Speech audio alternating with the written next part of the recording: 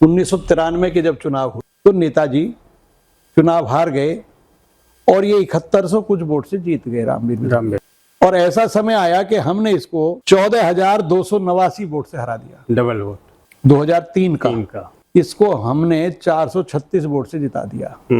जीतने के बाद फिर ये 2008 में और ये 2000 चुनाव का हार गए। 2019 में 20 में फिर इनके साथ हम रहे, इनको चुनाव लड़ाया, फिर ये चुनाव जीते 4,500 वोट से। जीतने के बाद फिर इसके अंदर गर्मी बढ़ गई, मतलब 3 बार इसके साथ हमने समझौता किया, 3 बार में ये तीनों बार में फेलियर निकला ये एक तरह से, यानी मतलब का निकला कि मतलब साधो और निकल जाओ। आज लोग इसको वोट दे के ठगे से रह गए, ठगे से रह गए। क्यों? उनके ऊपर तो तलवार डबल हो गई। अब जो प्रधानमंत्री की योजना उसके तहत हमारी कॉलोनियां उसमें हैं। इसने क्या किया, इसने सबको हटवा दिया, क्रॉस करा दिया। हेलो नमस्कार, मैं हूं नीरज कुमार, आप देख रहे हैं मोबाइल न्यूज 24। 17 लाख दर्शकों का फेवरेट न्यूज चैनल इस वक्त बदरपुर के मोरबंद, हरिनगर, मीठापुर इलाके में है। ये 3-4 नाम मैं आपसे इसलिए ले रहा हूं क्योंकि इस क्षेत्र में मैं पिछले 40 साल से यहाँ आता जाता रहता हूँ और यहाँ के लोगों की सेवा करने वाले महेश अवाना जी, जो कभी मीठापुर से कभी हरिनगर से काउंसलर भी रह चुके हैं और बदरपुर विधानसभा क्षेत्र में हर जगह इनके नाम की चर्चा होती है। विधानसभा का चुनाव होता हो या लोकसभा का चुनाव होता हो, कहीं न कहीं इनकी भूमिका इस क्षेत्र के प्रतिनिधि को जिताने में भी रहती है या हराने में भी रहती है। कभी किसी को हराने में जुट जाएं तो वो हार भी जाता है और जिताना चाहे तो किसी को भी जिता सकते हैं। ऐसे नेता से आज मैं आपको मिलवाने जा रहा हूं, जो कि दिल्ली नगर निगम के काउंसलर रह चुके हैं, मध्य जोन के चेयरमैन रह चुके हैं, महेश अवाना जी। महेश जी, बहुत बहुत स्वागत है आपका। धन्यवाद। पहली बार जब काउंसलर का चुनाव लड़ रहे थे, मुझे याद है, और उस समय हमने भी काफ़ी मेहनत किया था आपको जिताने के लिए। जी। और उसके बाद चाहे एमएलए का चुनाव हो, कभी यहाँ से रामवीर जीतते थे, कभी राम सिंह जीतते थे, एक बार ये एक बार वो चलते रहता था।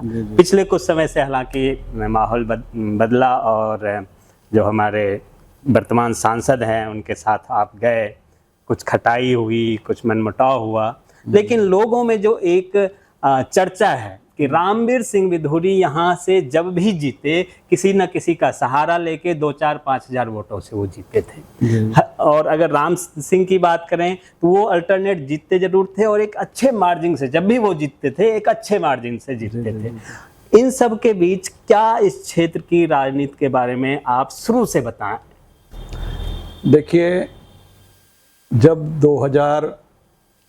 1993 के जब चुनाव हुए, पहले विधानसभा के जब चुनाव हुए, जी, तो हमारा उस समय तक राजनीति से कोई लेना देना नहीं था। 93 में हमारा राजनीति से कोई लेना देना नहीं था। जी। क्या हुआ कि फर्स्ट चुनाव थे तो हमारे घर परिवार में जब बात हुई तो उन्होंने कहा कि भाई किसको वोट देना है।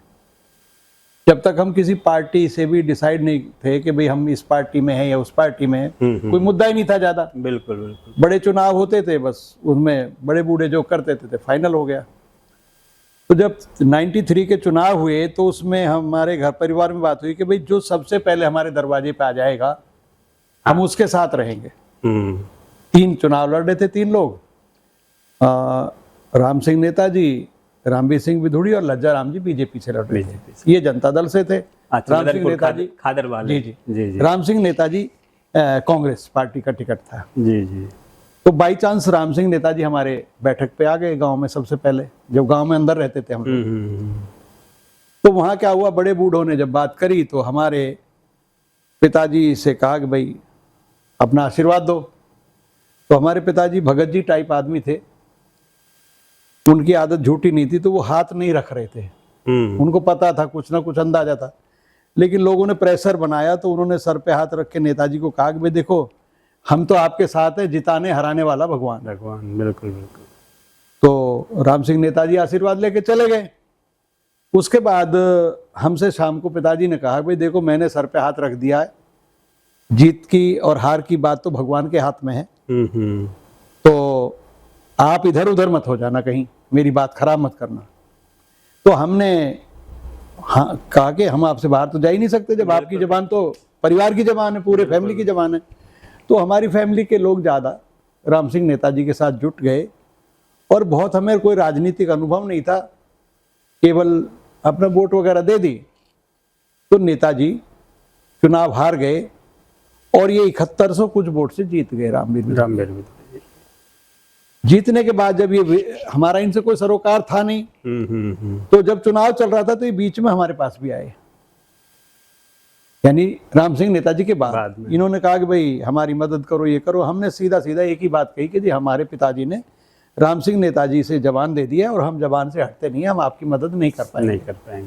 हमें कोई राजनीति आती नहीं थी कि भाई इसको भी खुश रखो उसको भी खुश रखो, क्योंकि हमारा रास्ता एक ही है शुरू से। पुराने लोग बिल्कुल सीधे साधे, मतलब हाँ, जो जबान तुम्हारे साथ है, जिसके साथ है नहीं तो नहीं है बिल्कुल। तो उस बात को लेकर इन्होंने अंदर खुंदक रखी, ये जीत गए तो इन्होंने हमारे साथ कुछ एमएलए बनने के बाद उठपटांग काम करना शुरू कर दिया। शुरू से ही आदत है। हाँ, मतलब हमें इन्होंने टॉर्चर करना शुरू कर दिया, हमारी कंप्लेंट बाजी, हम प्रॉपर्टी का भी काम करते थे।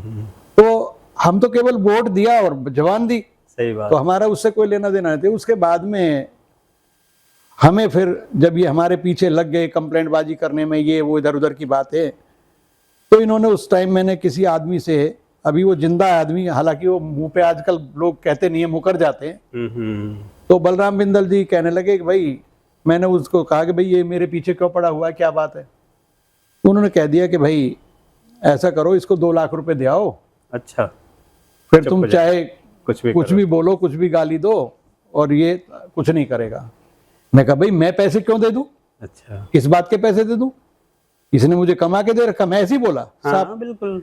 तो मैंने वो पैसा दिया नहीं, मना कर दिया। मैं कहा उसको बोलना कि जो उसको करना करे, मैं नहीं। वहां से हमें थोड़ा सा अंदर से कुछ और बात दिमाग में घुस गई और हमने कहा कि अब की बार इसको हरवाना है। तो उसके हिसाब से हम फिर राम सिंह नेताजी के साथ थोड़े से सक्रिय हो गए और हमने कहा कि इसने 7100 वोट से हराया है तो हम इसको डबल वोटों से हराएंगे। ये एक दिमाग में बात घुस गई, पता नहीं क्यों जिद कर गया मैं दिमाग में अपने, और मैंने उसके लिए मेहनत भी की और भगवान से प्रार्थना भी की, जो सच्चाई की बात है। और ऐसा समय आया कि हमने इसको 14,289 वोट से हरा दिया, डबल वोट। सीधा भगवान की मर्जी थी, मेरा कुछ नहीं है उसमें, लेकिन वो जब करता है तो उसकी मर्जी से होता है। सीधा डबल वोटों से इसको हरा दिया, हार गया ये, राम सिंह नेताजी जीत गए। कुछ समय के बाद में राम सिंह नेताजी के अंदर भी थोड़ा सा गर्मी आ गई, बिल्कुल कुर्सी का केजरीवाल कहता था ना कि कुर्सी में ही पता नहीं क्या है, इसमें क्यों लोग हो जाते, वो भी हो गया ना। तो ऐसे राम सिंह नेताजी भी थोड़े से बिगड़ गए। वो आदमी को आदमी पहचान नहीं रहे थे, कौन अच्छा है, कौन बुरा है, कौन सही है, कौन गलत है। हम उनसे दूर हो गए, हम किसी के दरवाजे नहीं गए, इसके दरवाजे भी नहीं गए। जब चुनाव आया 2003 का, तो ये हमारे इसी बैठक में इसने हमारे खिलाफ झूठा केस भी बनवाया था एक, अच्छा। हमारे परिवार से, चाची थी हमारी, तो ये हमारे यहाँ आ गया और आके इसने पिताजी से माफी मांगी, पैर पकड़े और ये बैठ गया कि जी मेरे मदद करो मदद करो। तो पिताजी ने हानि की, क्योंकि हमारे साथ गलत कर चुका था। आखिर 4 बजे तक, 4:30 बजे तक, ये सुबह तक बैठा रहा, पूरी रात इसी बैठक में बैठा रहा। अच्छा। फिर जब ये बैठा रहा तो पिताजी ने, हमारे पिताजी भी बस कहाँ तक सोचते कि भाई ये जा ही नहीं रहा है, तो उन्होंने कहा भाई हम तेरे साथ हैं, कोई बात नहीं, तेरा साथ देंगे। नेताजी आए नहीं हमारे दरवाजे पे। अच्छा। अगर नेताजी उस टाइम आ भी जाते तो हम फिर भी इसके साथ नहीं जाते, ये भी सच है। लेकिन नेताजी आए ही नहीं, हमारे दरवाजे पे नहीं आए। उनको कहा भी लोगों ने आप चले जाओ, वो आए नहीं, पता नहीं उनके मन की बात थी। आखिर हमने अपना जो भी हमारी ताकत थी, जैसे भी हमसे बना भगवान की मर्जी से या कैसे भी करके, वो बात की बात थी, इसको हमने 436 वोट से जिता दिया। हमने मतलब मैं शब्द नहीं इसलिए कर, सबने जीत, उसमें सहयोग हमारा भी था, परिवार का, सबका था, लेकिन इसको हमने जिता दिया। उसके बाद में फिर ये जीत गया तो फिर इसके भाव बढ़ गए। फिर हम काउंसलर भी बने 2007 में। फिर ये इसने हमारा साथ दिया उसमें, काउंसलर में। हालांकि मैं जो अंदर की बात समझता हूँ, मेरे यहाँ उतना जोर नहीं दिया था आने का जाने का, जितना और दोनों को दूसरी जगह दिया। वैसे आप हाँ, आपको परमात्मा की दया से बस कोई नहीं, मैं जीत गया। हाँ हाँ हाँ। जीतने के बाद फिर ये 2008 में इन्होंने हमसे किनारा कर लिया और ये 2000 चुनाव का हार गए। तो ये हारे क्यों कि हमने इनसे कहा था कि आप एनसीपी से लड़ो। ये एनसीपी से जीते थे, तो हमने कहा आप एनसीपी से लड़ो, कांग्रेस में मत जाओ। ये कांग्रेस में चले गए और कांग्रेस यहाँ जीत हारे, तो ये कांग्रेस में जाने की वजह से और ठीकरा फोड़ दिया हमारे ऊपर कि हमने हरवा दिया। अरे भाई चलो, जितवा भी तो दिया था फिर आपको, अब हार गए तो जब आप मानोगे नहीं तो हारोगे भी। चलो हार गए जी। उसके बाद हम अपना एक तरफ हो गए। फिर ये 2015 में, उस समय कितने से हारे थे जी? ये 2008 में शायद काफी वोटों से हारे थे, 15-16 हजार के आसपास हारे। मतलब ये हमेशा हारते थे लंबे से हारते थे। तो उस टाइम भी हमने रिकाउंटिंग वगैरह करवा दी थी, तब जीते थे। नहीं तो 2003 में भी जीत नहीं रहे थे। 400-500 का क्या वैल्यू? हाँ, कुछ भी नहीं था। 436 का, मुझे ये आंकड़ा भी याद है, 436 का आंकड़ा था। हाँ, तो 400 वोट का क्या वैल्यू? कुछ भी नहीं। तो चलो, हमने सही राम जी को भी पटाया इनके लिए 2003 में। उनके पिताजी के भी मैंने पैर पकड़े जाके। मैं खलीफा जसराम जी के यहाँ भी गया, उनको भी लेके आया उनके पास। शीशपाल पहलवान जी भी इनके साथ थे उस टाइम पे। तो कहने का मतलब चलो जीत जात गए, वो तो बात कही आगी। उसके बाद इनके भाव बढ़ गए। फिर ये 2015 में 14-15 में ये बीमार हो गए बहुत ज्यादा। मैंने तो आना जाना बंद कर दिया था, क्योंकि इनका स्वभाव जो है ना, वो नेचर अलग ही है। जब जीत जाते हैं तो ये हीरो बन जाते हैं। से ये तो मुझे किसी ने कहा कि भाई रामवीर सिंह बिधूड़ी बीमार हैं और आप एक बार उनसे मिलना चाह रहे हैं। मैं मिलने चला गया इनके घर। फार्म हाउस में नहीं, अपने घर पे थे ये। अच्छा। जसवाला बिहार में इनका घर है। तो उसमें एक बेड पे पड़े हुए थे ये, और ये अंतिम सांस चल रही थी इनकी, जो सच्चाई की बात है। वहां ये मेरे सामने लेटे लेटे आंसुओं से रोने लग गए। अब तो ये भूल गए होंगे सब चीजों को। रोने लग गए। अब रोता आदमी बीमार होता है, तो कहने लगे भाई महेश जी, हम तो जा रहे हैं, अब हमारा तो अंतिम समय आ गया है, अब हमारे पास कुछ नहीं बचा है। यही शब्द बोल रहा हूँ जो इन्होंने बोले। मैं बना के कभी नहीं बोलता हूँ, नेचुरल जो है वो बोलता हूँ। उसके बाद ये लोग बात हुई तो ये रोने लगे आंसुओं से। जब रोने लगे तो हमने कहा यार, इसको बीमारी तो डायग्नोज नहीं हो रही है कोई ना कोई। तो हमारे यहाँ एक पारसर पंडित जी रहते थे, हमने उनसे बात करी। उन्होंने कहा कि इनको बीमारी कुछ और है, तंत्र मंत्र का चक्कर है इसका कुछ। अच्छा। इसके ऊपर कोई कारण है, तो उसके लिए एक पूजा वूजा करनी होती है। भाई मैं बीमार हूँ, मैं बता दूंगा, लेकिन किसी से करा दो। तो हमने इसके लड़के को ले जाके, एक शास्त्री जी थे, उनको मिलवाया, इनके घर लेके गए, उससे मिलवाया, इनके यहाँ पूजा पाठ हो गई और वो इनको डायग्नोज हो गई दवाई, और ये ठीक हो गए। इनको शुगर भी बहुत थी। मेरा छोटा भाई इसको लेके गया शुगर वाले डॉक्टर के भी यहाँ लेके। हम तो समर्पित रहते हैं जहाँ रहते हैं।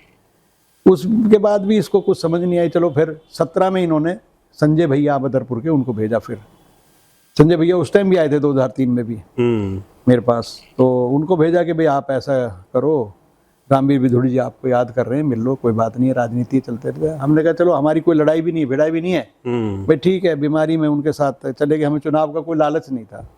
इन्होंने कहा हम आपको चुनाव लड़ाना चाहते हैं, अच्छा, निगम का। तो लेडी सीट हो गई। फिर हमारी मिसिज को चुनाव लड़ाया, तो उसमें से हमसे खर्चा पानी इन्होंने अच्छा खासा लिया, खूब बढ़िया से लिया। और 50% तो लिया इन्होंने पहले जब चुनाव के लिए, और 50% इन्होंने मुझसे ये कह के लिया कि हम आपकी मिसेज को चेयरमैन बनवा देंगे। तो अब मैं, वो लोग कहते हैं कि भाई नोटों की मत खोला करो, ऐसी बोल दिया करो बहुत। तो मैं खोल नहीं रहा। ठीक है। तो कहने का मतलब, इन्होंने हमसे वो जो पैसा वैसा लिया, चलो ले लिया। बात काउंसलर बनाने तक ले लिया खर्चा, कोई दिक्कत नहीं है। लेकिन जो चेयरमैन बनाने के लिए पैसा लिया, वो चेयरमैन भी नहीं बनवाया और पैसा भी खा गए हमारा। खा गए, नहीं दिया। अच्छा, ना नहीं दिया, ना चेयरमैन बनवाया ना पैसा दिया। तो इस तरह से फिर हमने इनसे फिर अलग थोड़ा सा चुपचाप रहे हमने, कोई बात। फिर इन जब बीमार थे तो ये हमने इनको फिर 2019 में 20 में फिर इनके साथ हम रहे, इनको चुनाव लड़ाया। फिर ये चुनाव जीते 4,500 वोट से। कहां से? सब जगह से हार के आए। जब मीठापुर में घुसे तो मेरे मीठापुर गांव का स्कूल खुला, तो उसमें करीब 1000 वोट ऊपर थे ये। तो इसके भतीजे का फोन आया मेरे पास, जिनके साथ आजकल ये, उनका भी शोषण कर रहा है आजकल तो ये, अच्छा, परवीन का। वो कहने लगे जी क्या? मैंने कहा भाई क्या पोजीशन? उस टाइम मैं बीमार चल रहा था, मेरा लीवर खराब हो गया, तो मैं डैमेज था एक तरह, बैठ घर में था मैं। तो उसने कहा अंकल जी आपके मीठापुर का स्कूल खुल गया तो उसमें 1000 वोट हम ऊपर आ गए हैं।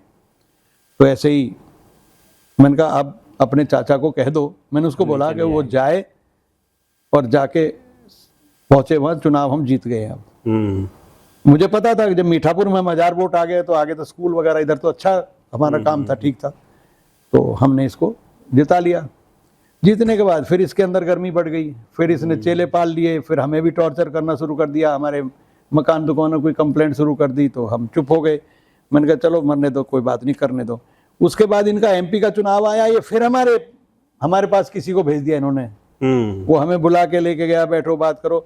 मतलब 3 बार इसके साथ हमने समझौता किया, 3 बार में ये तीनों बार में फेलियर निकला ये एक तरह से, यानी मतलब का निकला कि मतलब साधो और निकल जाओ।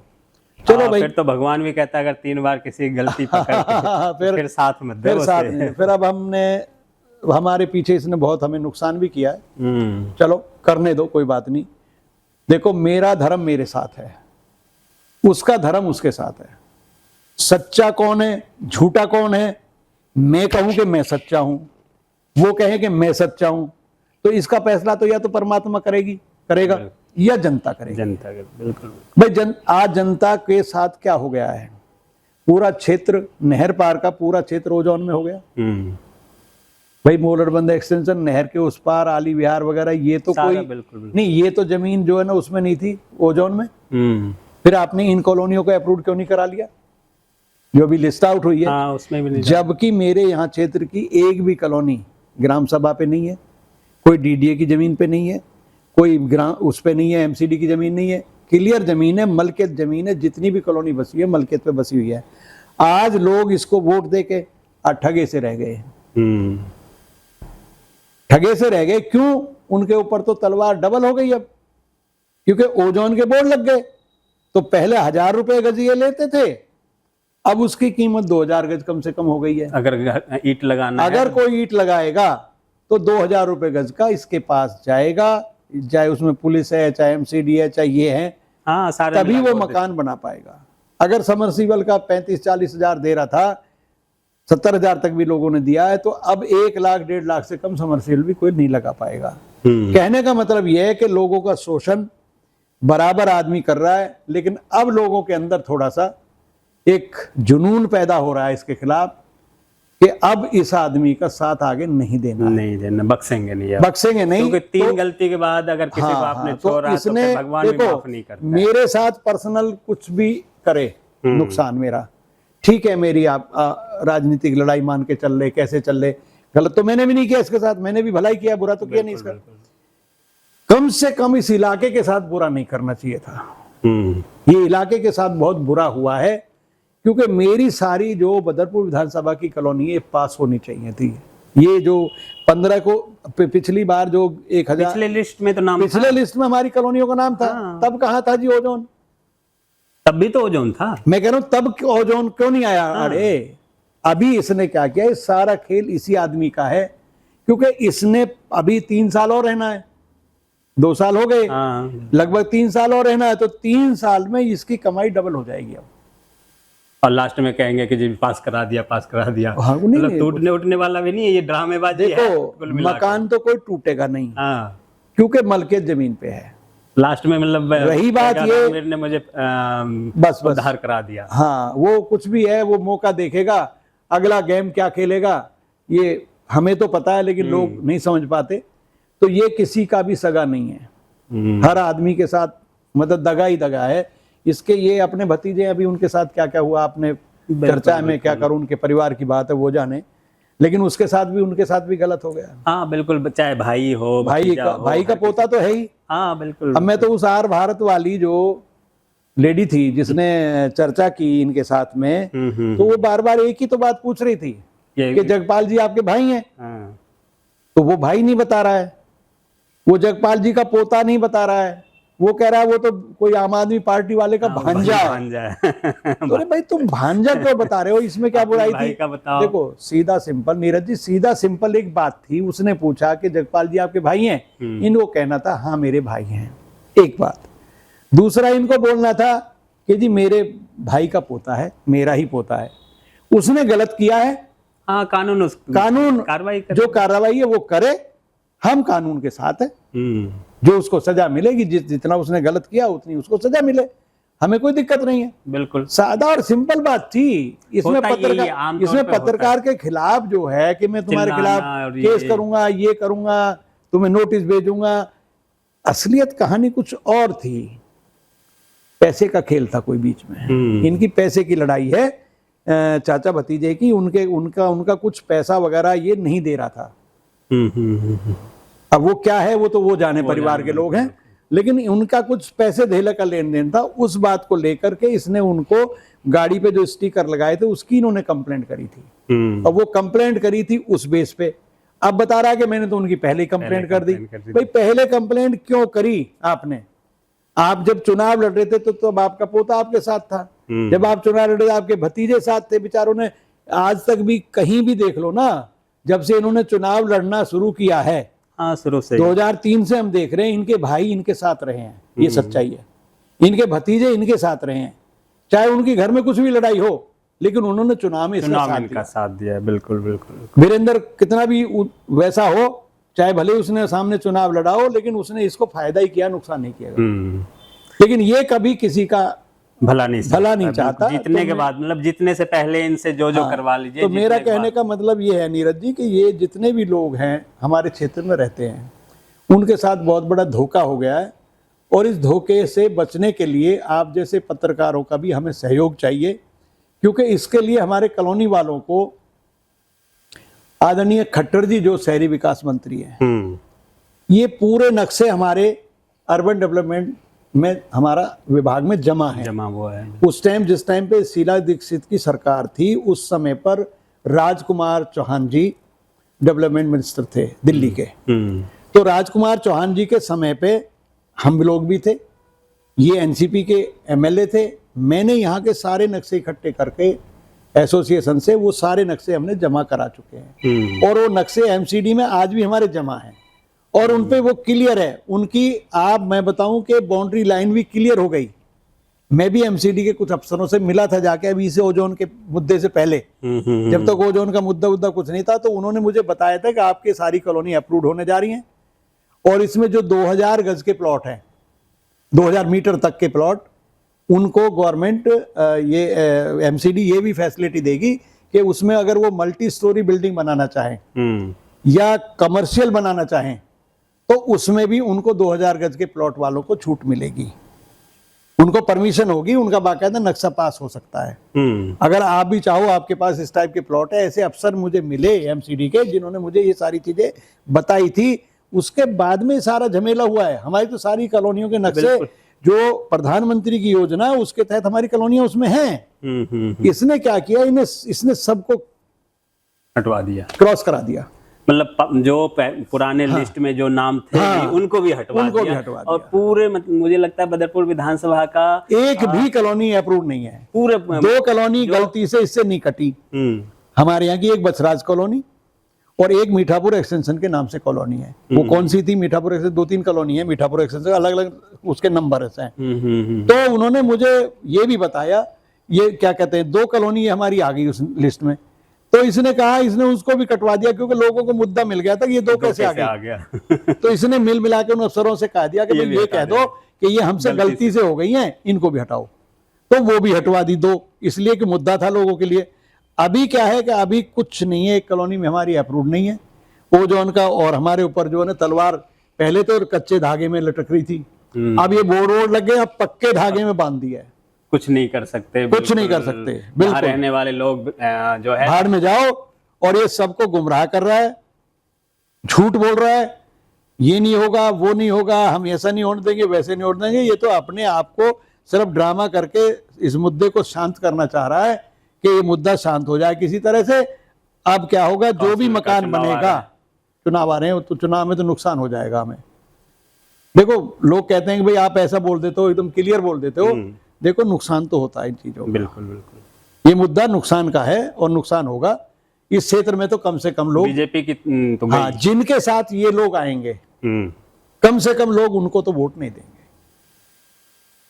रामवीर विधोड़ी के कहने से लोग वोट नहीं वोट देंगे। नहीं देने वाले, बिल्कुल, क्योंकि रामवीर विधोड़ी ने जो कहते जो हैं गेम कि खेला है, दूध का जला छाछ भी फूंक हाँ, फूंक तो के अब लोग जो है ना, अब लोगों को लगा कि एक तो देखो झटका लोगों को जब लगा जब राम सिंह नेताजी का और इनका तालमेल हुआ आपस में, एक झटका तो तब लगा।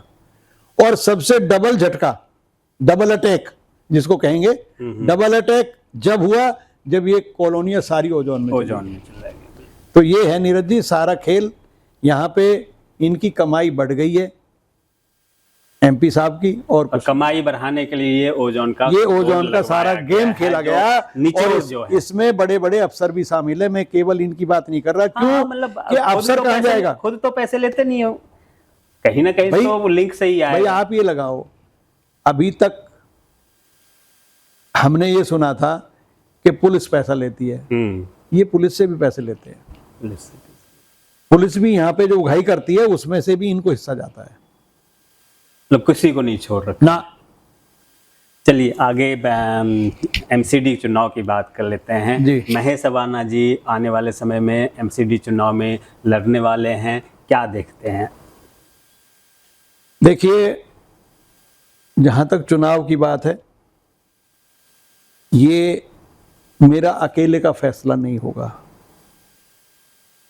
ये तो मैं अपने क्षेत्रीय लोगों से, जब मैं कोई पहले भी मैंने चुनाव लड़ा है, तो मैंने चुनाव लड़ने से पहले अपने क्षेत्र के लोगों को इकट्ठा किया है और उनसे परमिशन मांगी है।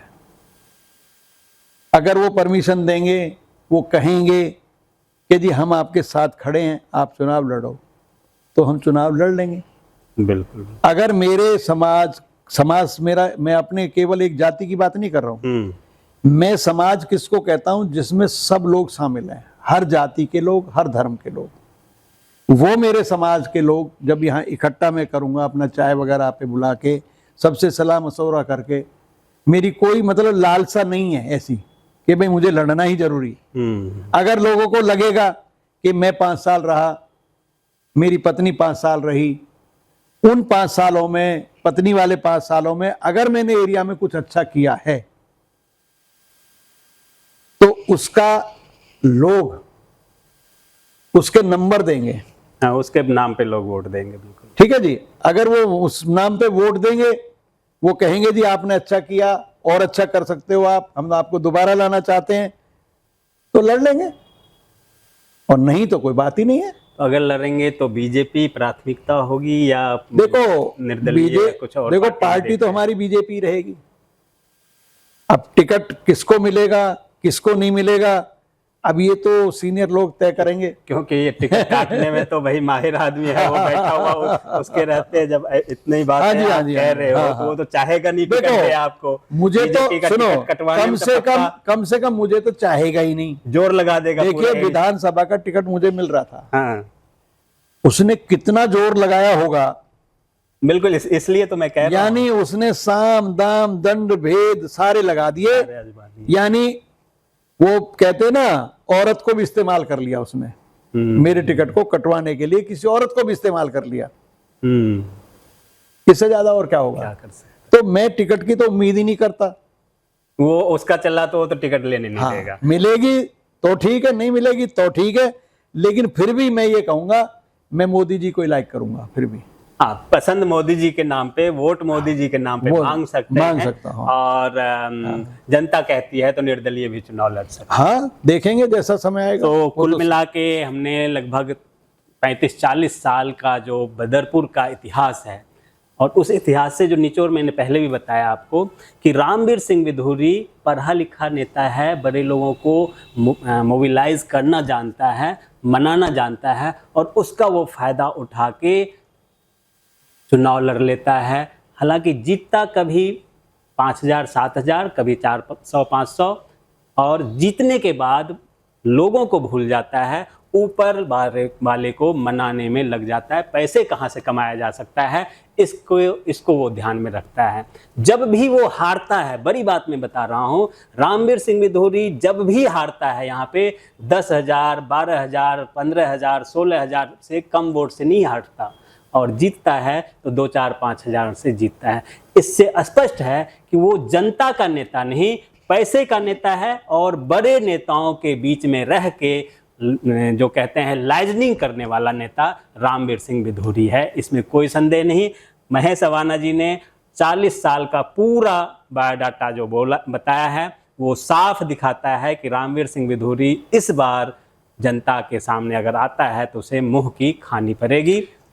ये एमसीडी का चुनाव लड़ेंगे, जनता इनके साथ आए बीजेपी के नाम पे या निर्दलीय नाम पे, ये वक्त बताएगा। बने रहिए मोबाइल न्यूज़ 24 के साथ। आप तमाम दर्शकों का बहुत बहुत धन्यवाद। महेश जी आपका भी बहुत बहुत धन्यवाद जी, धन्यवाद, आपका बहुत बहुत धन्यवाद।